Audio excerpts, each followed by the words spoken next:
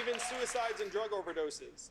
It has gotten so bad that our life expectancy as a country has declined for the last 3 years because suicides and drug overdoses have overtaken vehicle deaths for the first time in American history.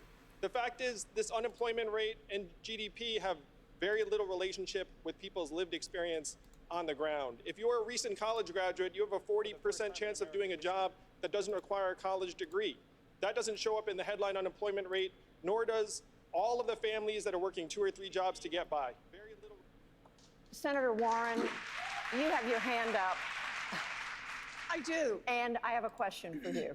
Well, I want to ask this question. Go ahead. Because here's the problem. I'm proud to stand on a stage with Democrats who understand that a rising GDP, rising corporate profits is not being felt by millions of families across this country.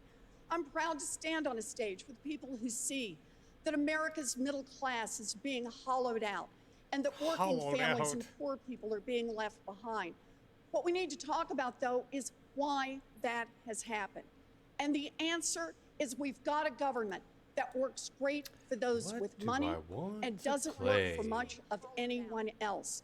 We have a government that works great for giant drug companies, just not for someone trying to fill a prescription.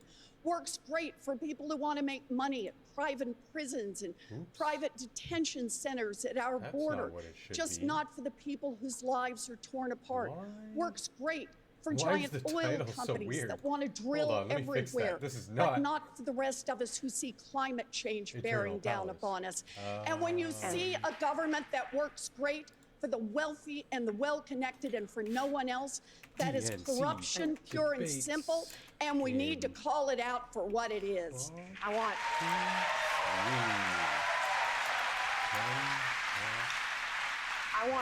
Senator Sanders, if you would, a brief response, and then I have another question. Look, here's the response. Trump goes around saying the economy is doing great. You know what? Real inflation accounted for wages went up last year? 1.1%. That ain't great. 1.1%. Tonight, while 3 people own more wealth than the bottom half of America, 500,000 Americans, including 30,000 veterans, are sleeping out on the streets. Today in America, we have the highest rate of childhood poverty of almost any major country on earth. More income and wealth inequality since the 1920s. We need an economy that works for working families, not just the 1%. That is what our campaign is about. Senator Warren, I have a question for you. Every candidate on the stage has proposed tax increases on the wealthy, but you have especially ambitious plans that, apart from health care, would hike taxes an additional $8 trillion over the decade, the biggest tax increase since World War II. How do you answer top economists who say taxes of this magnitude would stifle growth and investment? Oh, they're just wrong.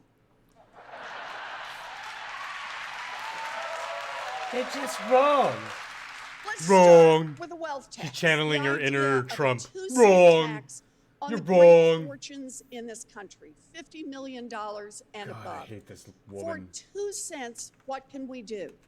We can invest in the rest of America. We can provide universal child care, early childhood education. Let's pay for everybody's children but our own. 0 to 5. Let's not teach parental responsibility. Let's just subsidize everybody's children. And preschool teacher. We can do even more. I for hate our you public so schools, much. for college graduates. We can cancel student loan debt. But think about the economic impact of that. You leave 2 cents with the billionaires, they're not eating more pizzas. They're not buying more cars.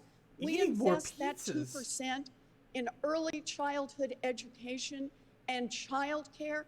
That means those babies get top-notch care. It means their mamas can finish their education. It means their mamas and their daddies can take on real jobs, harder jobs, longer hours. And we can increase productivity in this country. She won't even interrupt the dumb bitch. Shut up! From the God, ground up. Warren, just That's how we build it in small towns. That's how we build it in rural America, and that's how we build it in urban America, an economy that works not from Wall Street, but that works from Main Street. Brief responses from Mr. Steyer and Mr. Buttigieg. Brief. So Let me say Brief, lady. that I agree with Senator Warren in much of what she says. I've been for a wealth tax for over a year. I'm in favor of undoing all the tax breaks for rich people and big corporations that this administration has put through. And in addition, I've talked about equilibrating the taxes on passive investment income, which would allow us to cut taxes for 95% of Americans by 10%. I started it up. But there's something else going on here that I think is really important. Because I'm going to play a game while I think about this and watch it and talk. I built a business over 30 what better years thing to do than just shoot people online? We're going to have to take him on the economy in terms of growth as well as economic justice. We're going to have to be able to talk about growth, prosperity across the board for everyone in America. My experience building a business, understanding how to make that happen means I can go toe-to-toe with Mr. Trump and take him down on the economy and expose him as a fraud and a failure. And I think that's different from the other people on this stage. I think we need a different, unconventional way of attacking a different, unconventional president who actually went after the best prepared candidate in American history and beat her. Mayor Buttigieg. We're also right now, I think we're being offered a false choice. You either have to go all the way to the extreme or it's business as usual. Yes, we must deliver big ideas. And yes, taxes on wealthy individuals and on corporations are going to have to go up. We can also be smart about the promises we're making. Make sure they're promises that we can keep without the kind of taxation that economists tell us could hurt the economy. It's why, for example, I propose that we make college free for 80% of Americans, but it doesn't have to be free for the top. If you're in that top 10%, how about you pay your own tuition and we save those dollars for something else that we could spend them on that would make a big difference, whether it's infrastructure, childcare, housing, health. On issue after issue, we've got to break out of the Washington mindset that measures the bigness of an idea by how many trillions of dollars it adds to the budget, or the boldness of an idea by how many fellow Americans it can antagonize. We're going to take a short break, and we'll be right back in 2 minutes with questions from my fellow moderators.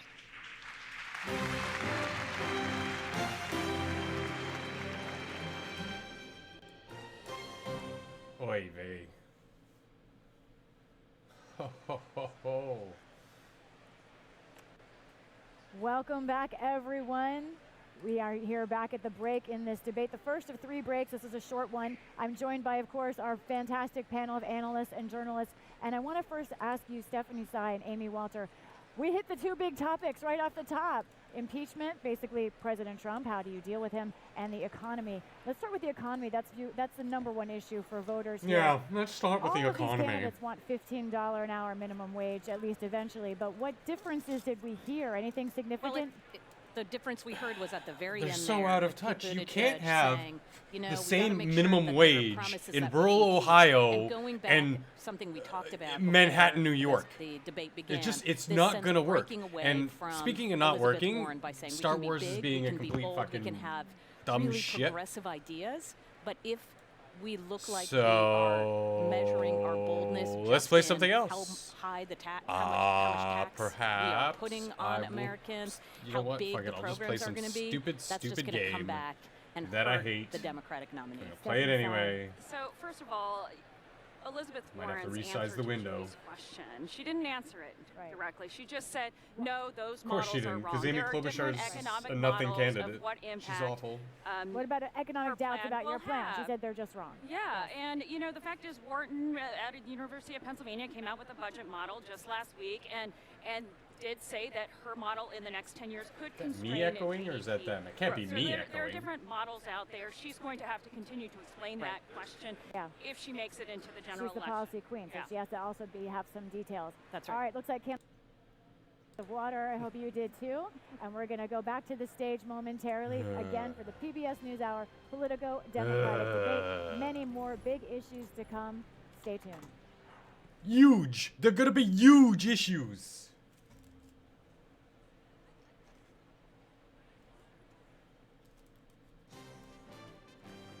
ETOV 0202.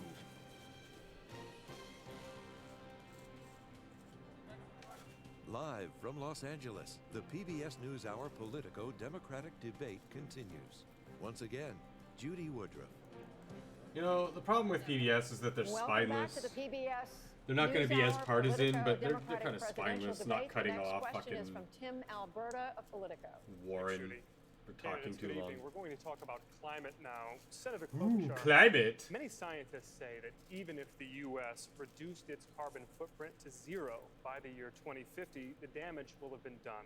The climate change will have made certain places in the U.S. unlivable. Which climate scientist? Vox? Would you support a new BernieSanders.com.org? location of American families and businesses away from places like Miami or Paradise, California, perhaps, Davenport, Iowa, because we know these places are going to be hit time and time again?